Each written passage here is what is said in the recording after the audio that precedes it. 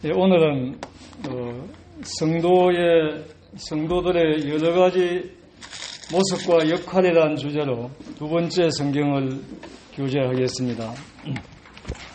디모데후서 2장 15절을 먼저 찾겠습니다. 너는 진리의 말씀을 옳게 분별을 하며 부끄러울 것이 없는 일꾼으로 인정된 자로 자신을 하나님 앞에 드리기를 힘쓰라. 지난번에도 말씀드렸습니다마는 이 시간 주제로 교제할 디모데후서 2장에서 전체에 보면 성도들이 어떤 모습으로 어떤 역할을 하면서 살아가야 될 것인가에 대해서 보여주고 있습니다. 디모데후서 2장에 성도들은 약 6가지 정도의 모습으로 주님의 일을 하는 자들로 기록이 되어 있습니다. 첫 번째, 자녀의 역할에 대해서는 지난번에 말씀을 드렸지만 오늘도 충성되어야 한다는 부분에 대해서 추가로 조금 말씀드리고 두 번째와 여섯 번째 역할까지 오늘 말씀을 드리겠습니다. 오늘 말씀을 통해서 모임의 인도자와 성도님들이 주님을 어떻게 섬기고 처신해야 될 것인가에 대한 교훈도 받을 수가 있겠습니다. 사무엘상 22장 14절에 보면 아히멜렉이 사울 왕에게 다윗을 추천할 때 모든 신하 중에 다윗같이 충실한 자가 없다고 이렇게 말했습니다. 또 다니엘서 6장 4절에 보면 다니엘은 모든 일에 충성되어 아무 허물도 찾을 수 없었다라고 기록이 되어 있습니다. 또 느헤미야 7장 2절에 보면 느헤미야가 예루살렘을 다스리는 통치하는 자들을 세울 때에 자기 동생 하나니와 영문에서 일하는 하나냐를 세웠는데 그들은 충성스러운 사람이고 하나님을 경외함이 무대 중에 뛰어난 자라고 기록이 되어 있습니다. 하나님을 경외했던 느헤미야는 사람을 선발할 때에 자신의 친족이든지 남이든지 지위 구하를 막론하고 충성되고 하나님을 경외하는 자들을 세웠다는 것입니다. 인사가 만사라고 합니다. 그런데 임명권자들은 대부분 사심 없이 인사를 하기가 어렵습니다. 그러나 하나님을 경외했던 느헤미야는 하나님의 뜻을 기준해서 참으로 정직하게 사람을 등용했습니다. 두 번째는 디모데후서 2장 3절에 찾았으니까 보면 성도들을 병사, 군사라고 기록이 되어 있습니다. 군사는 무엇을 하는 사람인가요? 군인은 전쟁을 위해서 항상 대기하는 자들입니다. 고린도전서 9장에 보면 영적인 군사들은 전쟁을 위해 영적인 전쟁에 항상 대비하고 있어야 되고 영적인 전투를 하는 사람들로 기록이 되어 있습니다. 사방을 경계하고 언제나 전투할 자세가 되어 있는 자가 군인입니다. 또 군사는 자기를 부인하지 않으면 군인으로서의 임무를 수행할 수가 없습니다. 자기 잘났다는 사람은 군복무하기가 어렵습니다. 군인은 마태복음 8장 9절에 기록된 대로 가라면 가고 오라면 오는 자가 군인입니다. 자기가 잘났다는 군사는요, 상관들이 하는 일이 어리석게 보입니다. 상관들이 멍청하게 보이고 자기가 더 잘할 수 있다고 생각합니다. 군인은 개인의 생각을 버려야 하고 상관의 모든 명령을 복종해야지 불복종하면 군대 생활하기가 고달픕니다. 진격 작전 명령이 떨어지면 후퇴는 총살입니다. 이제 무조건 진격을 해야 합니다. 군인은 자기를 부인하고 하라는 대로 하는 사람이 군인입니다. 제가 해병대에 입대하던 날 조교가 지금부터 너희들은 주면 주는 대로 먹고 그대로 빌리면 처먹고 이렇게 처먹고 먹고 때리면 때리는 대로 맞는다. 복장해라. 소리 짝 따고 또 두드려 패고 그래가 막 젖먹은 hin가에 내가 때리면 때리는 대로 막 죽으면 내를 쳐먹겠습니다 하고 감지되고 이렇게 했던 기억이 납니다. 이 조교의 첫 마디를 듣고 나서 아이고 죽었구나, 내가 하는 대로 절대로 할 수 없는 곳이 군대구나 이렇게 하고, 그때부터 배고파도 참았고 때리면 때리는 대로 많이 맞았습니다. 제가 간증 내려드렸습니다. 저는 맞기는 많이 맞았는데 후임병들을 한 번도 때려본 적은 없어요. 그때 3년 동안 외우던 직속상관 간등성명 중에 지금 하나도 기억이 안 납니다. 조영진 직속상관 간등성명 다 외우더라고요. 머리 좋아요. 그런데 그 조교는 너무 무서운 조교였기 때문에 50년이 훨씬 넘은 지금도요, 그 사람 이름이 김둑서였고 지금 얼굴도 어렴풋이 기억이 나요. 군인은 자기 주장이 없는 사람입니다. 우리 성도들은 주님의 군사로 부름을 받았는데 자아가 죽지 않고 자기 생각이 안 맞거나 자존심이 조금만 상하면 불평을 하는 성도들은 주님의 군사로서 기본 자세가 갖추어지지 아니한 성도들이라고 볼 수 있습니다. 조금 상처가 받으면 그냥 침체돼 버리고 그러면 안 됩니다. 긍정적으로 생각할 줄 이제 알아야 되는 것입니다. 오늘 아침에 제가 물을 먹다가 정수기 옆에 물을 확 던져버렸는데, 흘려버렸는데, 유자녀가 실수도 할 수 있지요.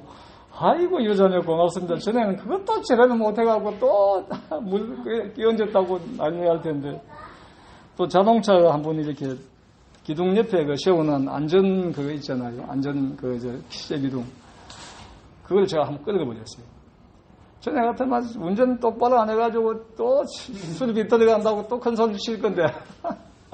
아이, 그때 하는 말이, 아이고, 좀 자동차가 부서져야 정비용경도 먹고 살지요. 잘 부쌌어요. 그 내려가서 보니까, 장갑과 닦아보니까 뭐 깨끗하니 정비, 수리비가 안 들었습니다만. 긍정적으로 생각하면요, 내 마음이 편해요. 그래서 우리가 모든 일을 긍정적으로 받아들이시기를 이제 바랍니다.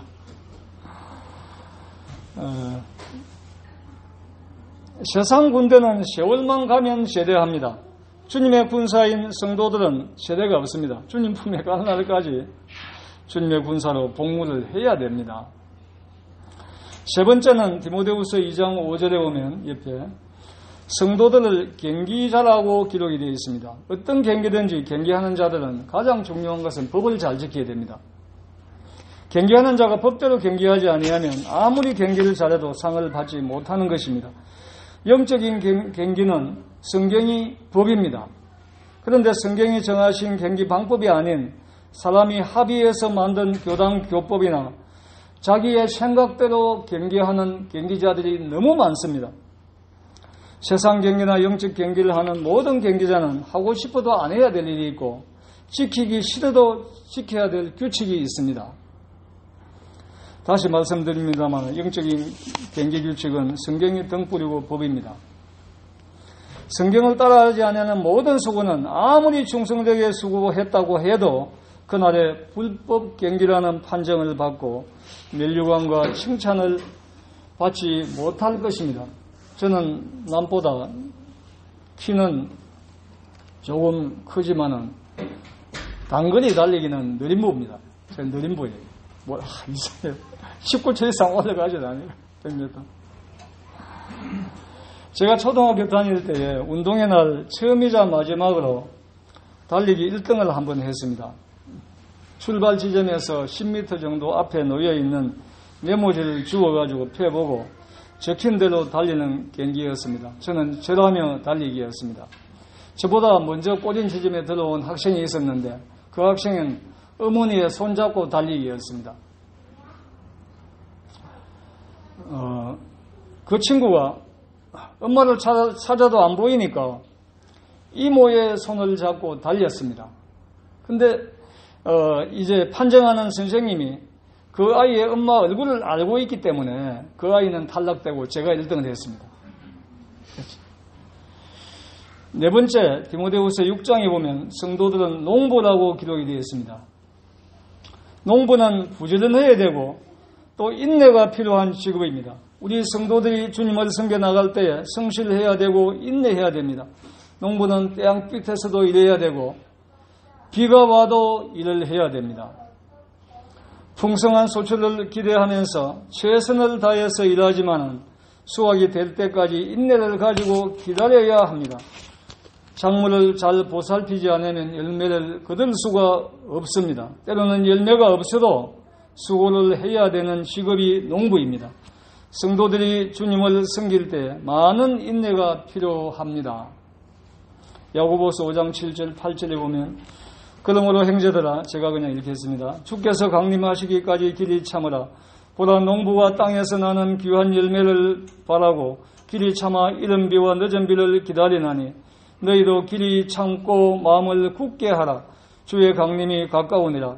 또 야고보서 5장 10절 11절에는 선지자들과 욥의 고난과 오래 참음과 인내의 선한 결말을 본받으라고 기록이 되어 있습니다. 성도들이 주님을 섬기는 것은 단거리가 아닙니다. 장거리 마라톤입니다. 평생을 통해서 주님을 섬겨야 합니다. 개인 사정이 있으면 수시로 중단하는 경기가 아닙니다. 꾸준히 변함없이 믿음의 경주를 해야 됩니다. 지역 모임의 인도자들이 진리의 말씀을 바르게 분별해서 최선을 다해서 주님을 섬기고 주님과 성도들의 하인이 되어 본을 보입니다. 그러나요, 참으로 충성된 자들은요, 소수입니다. 섭섭하게 생각하지 마십시오. 일부 충성된 성도들을 통해서 주님의 일은 계속 개성되어 나가는 것입니다. 부산 북부 모임에 속한 모든 성도인들이 충성된다면 주님 앞에 설 때에 모두 상급과 면류관을 받을 것이고 참으로 아름다운 지역 모임으로 다른 지역 모임들의 본이 될 것입니다. 모임에 속한 모든 형제님들이 성경에 기록된 장로의 자질이 갖추어지고 모두 장로로서 함께 수고한다면 그 지역 모임은 참으로 복된 모임이라고 할 수 있겠습니다. 지난번에도 부분적으로 말씀드렸습니다만 때로는 행정님들이 오해하는 부분이 있습니다. 모임을 인도하는 일을 하고 싶은데 먼저 된 장로들이 맡고 있다고 생각합니다. 참된 장로들은 장로의 자질이 갖추어진 행제들이 속히 많이 일어나기를 간절히 원하고 있습니다. 오해하시면 안 됩니다. 장로일 하는 게 힘들거든요. 그래서 여러 장로들이 일어나셔서 함께 수고해 주기를 정말 바라고 있고요. 때가 되면 장로일을 그만두고 말씀을 전하는 교제, 가르치는 일과 신방과 또 상담과 모든 장로들이 해야 될 일을 위임해버리고 조용히 모임을 위해서 기도하면서 지내다가 주님 품에 가고 싶은 것입니다. 장로의 자질을 갖춘 행제들이 계속 일어나기를 가장 간절히 사모하는 행제는 현재 장로로 서구하는 기존 장로들입니다. 지난번에도 말씀드렸습니다만 장로의 자질을 갖추어지지 아니한 행제들이 모임을 무질서하게 인도하면 안 되기 때문에 제한을 하는 것뿐입니다.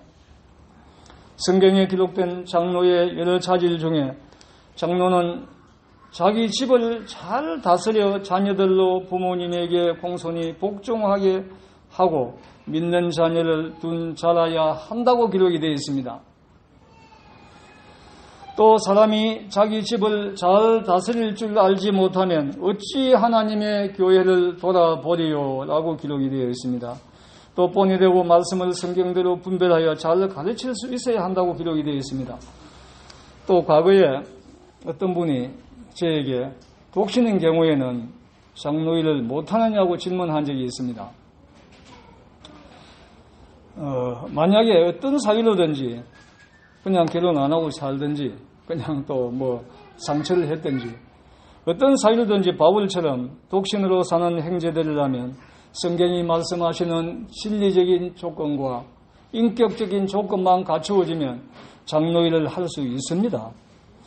성경에 바울의 친족에 대해서는 기록되어 있지만 바울의 가족에 대해서는 기록을 보게 되면 짐작할 수 있는 기록은 있어도 직접적인 기록은 없어요.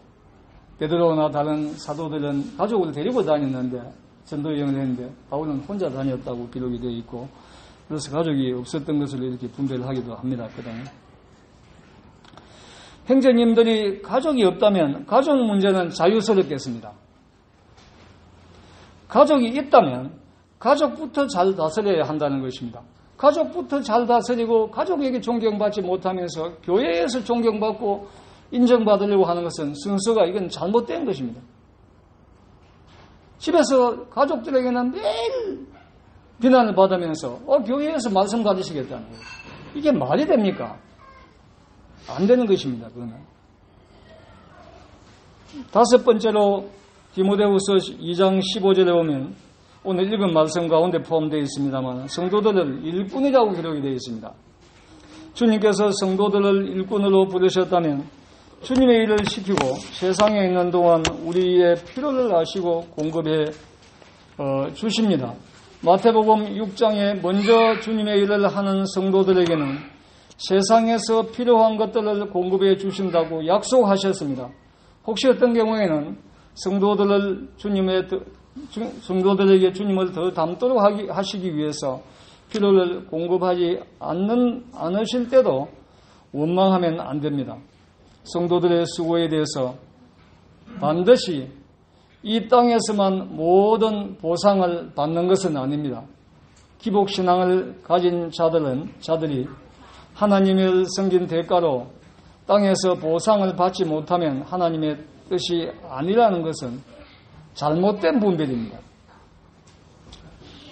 하나님을 목숨을 버리고 섬긴 성도들이, 사도들이 왜 그렇게 고난받고 환난을 당했습니까?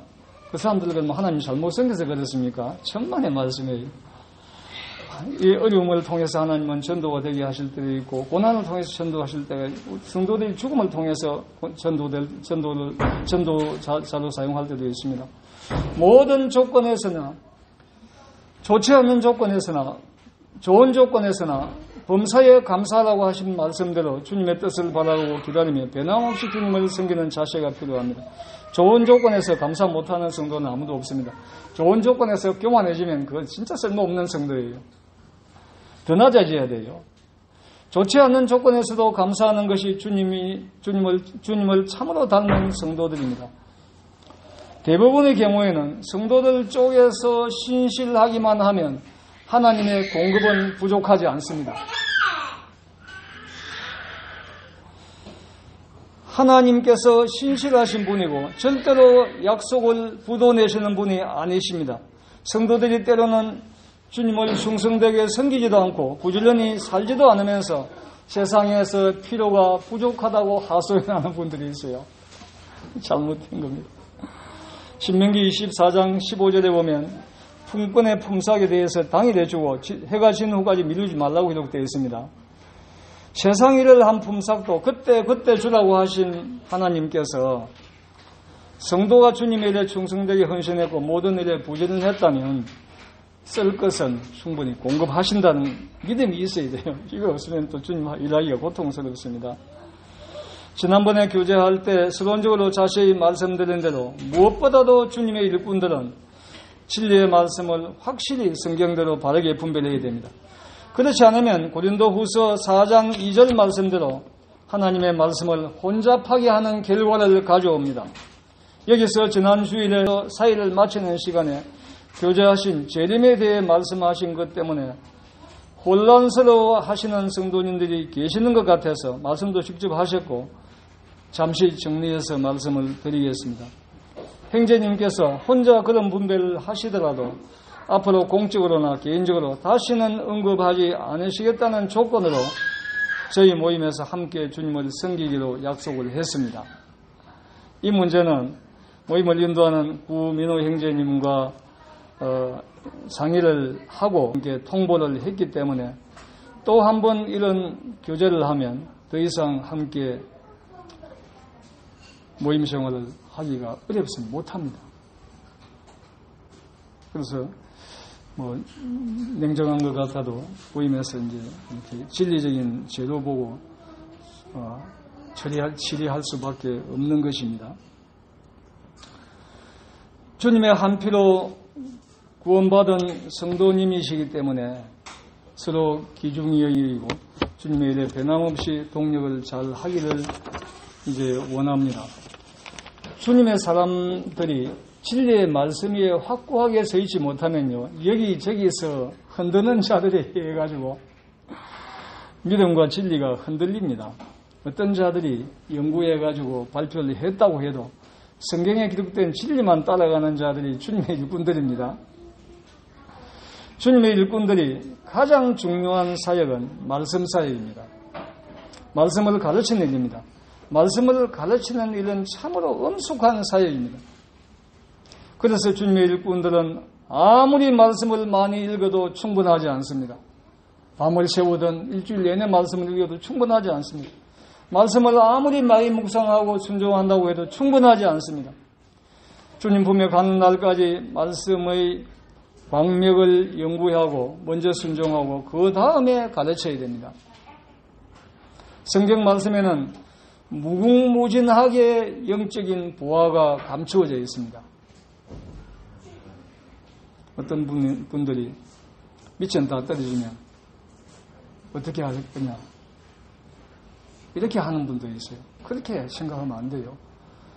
디모데후서 2장 한 장만 가지고도요, 몇 시간, 몇 주간 교제할 수가 있어요. 이게 말씀의 광맥을 우리가 겸손하게 이제 받으려고 하지 않기 때문에 하나님 뜻이 안 보이는 것입니다.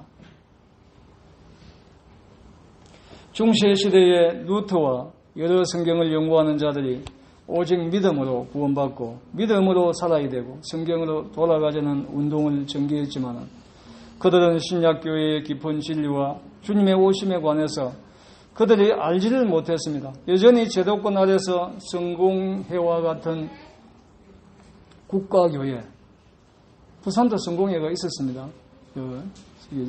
저기 지금 무슨 신도시 들어온 그 안에 있었습니다.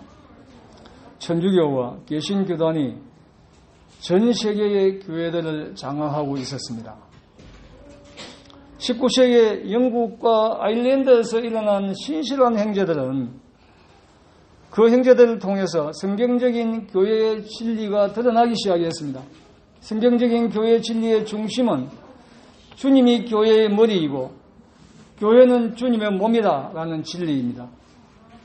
그리고 모임의 모든 지체들은 이제 은사를 따라 섬겨야 된다는 것입니다. 그리고 교회의 인도자는 성직자가 아니고 성경의 자질을 갖추어진 장로들이라고 그들은 밝혀냈습니다. 그들이 복음을 믿는 모든 자는 사도시대부터 모두 형제자매로 호칭했다는 진리를 알고 모든 성도는 형제자매라고 불렀습니다. 사도끼리도 형제를 불렀습니다. 오해하시면 안 됩니다. 사도님이라고 안 불렀습니다. 또 가독의 한시적이었던 은사와 교회 시대에 계속되는 은사를 구분했습니다. 구약 이스라엘과 신약 교회를 구분했습니다. 또 재림과 휴거의 진리와 8세대로 나누어진 하나님의 경륜을 밝혀서 가르치기 시작했습니다. 또 매주 첫날에 실행하는 만찬 예배를 통해서 주님을 기념하고 전하고 주님과 성도들이 10장에 보면 고린 10장에 보면 한 몸으로 함께 연합됐다는 진리를 이제 드러냈습니다. 또 주님의 다시 오심을 예배를 통해서 고대하는 진리를 드러냈습니다. 믿는 자들이 주님의 은혜를 잊지 않도록 하기 위해서 매주 정기적으로 매주 첫날에 기념을 예배를 드려야 된다는 것을 그들은 알아내가지고 성경대로 예배를 매주 첫날에 드렸습니다. 저희 모임 책장에 뒤에 보면 19세기의 행제들이라는 소책자와 접는 전도지가 지금도 있을 것입니다. 전에도 여러 성경 행제인들 보셨지요? 역사적으로 보게 되면 영적 암흑기에도 소수의 진리를 수호하는 무리들이 있었지만 극소수였고 모두 지하교회였습니다. 19세기에 일어났던 행제들이 성경으로 돌아가자는 운동을 대대적으로 전개했고 전 세계의 전도자를 파송했습니다. 그 형제들이 쓴 영적인 책자들과 그때부터 성경대로 모이는 지역 모임들을 통해 가지고 오늘날 우리에게까지 전수가 된 것입니다. 그 형제님들이 우리가 빚진 자들입니다. 또 성도들이 몇 년 성경을 읽고 학교에서 배웠다고 성경을 다 아는 것처럼 자랑하는 것은 참으로 교만한 것입니다. 형제들이 말씀에 사로잡히게 되면 주님께서 계시의 정신을 주셔서 진리를 옳게 분별할 수 있게 하십니다. 성도들이 다니엘서 10장 12절 기록대로 거룩하고 마음이 겸비할 때에 말씀이 깨달아집니다. 말씀을 순종할 수 있는 능력을 잊게 됩니다. 그러나 형제들이 언제나 자신은 영적으로 인격적으로 주님을 너무 닮지 못했고 말씀을 배우는 일에 너무 부족하다는 것을 늘 인정하고 주님 앞에 엎드려야 합니다. 물론 기존에 수고하던 장로들은 다른 장로들의 은사를 갖춘 형제님들이 일어나면 새로운 장로에게 장로가 하는 모든 일을 위임해야 됩니다. 그렇다고 기존 장로들이 개인적으로 성경을 읽고 묵상하는 일을 중단해서는 안 되는 것입니다. 어떤 형제님들은 모임을 인도하는 일을 그만두니까 살도 찌고 너무 편하다고 했습니다. 참 그 형제님 참 세상 일은 남에게 인수인계하고 나면 편합니다. 영적인 일은 그렇지 않습니다. 이제 주님 만나는 그날까지 장로일을 그만두더라도 개인적인 영적 건강을 유지하기 위해서 계속 성경을 읽고 더 기도 많이 하고 성도들에게 본이 되는 삶을 살아야 됩니다. 은퇴는 없습니다. 장로의 은퇴는 없습니다. 그냥 모든 일을 하던 일을 위임할 뿐이지 뒤에서 기도해드리고 성도들이 본이 되는 것은 계속 그렇게 섬겨 나가야 된다는 것입니다. 계속 반복합니다만 사도행전 1장 1절 에스라서 7장 10절에 기록된 대로 주님과 에스라처럼 말씀을 연구하고 자신이 먼저 말씀대로 행하고 그 다음에 가르쳐야 한다는 것은 주님의 일을 하는 사람들의 기본적인 모습입니다.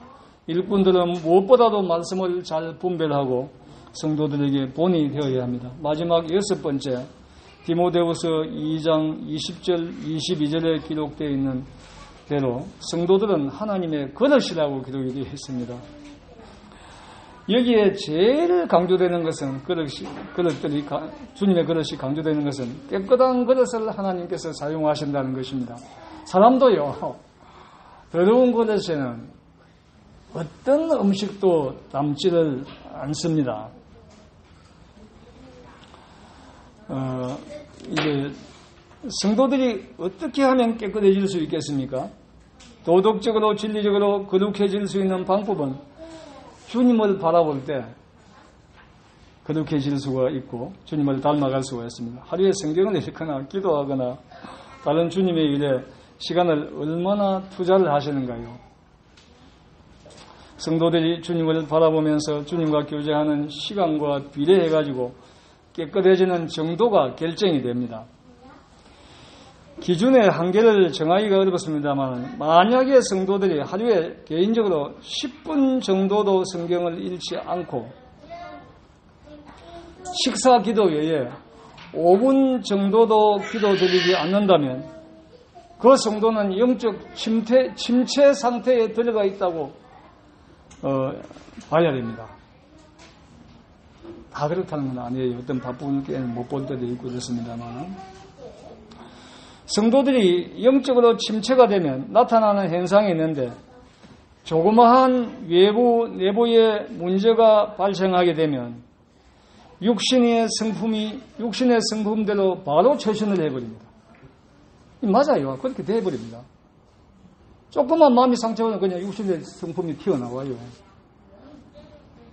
주님과의 교제가 부족한 성도들에게 그렇게 됩니다.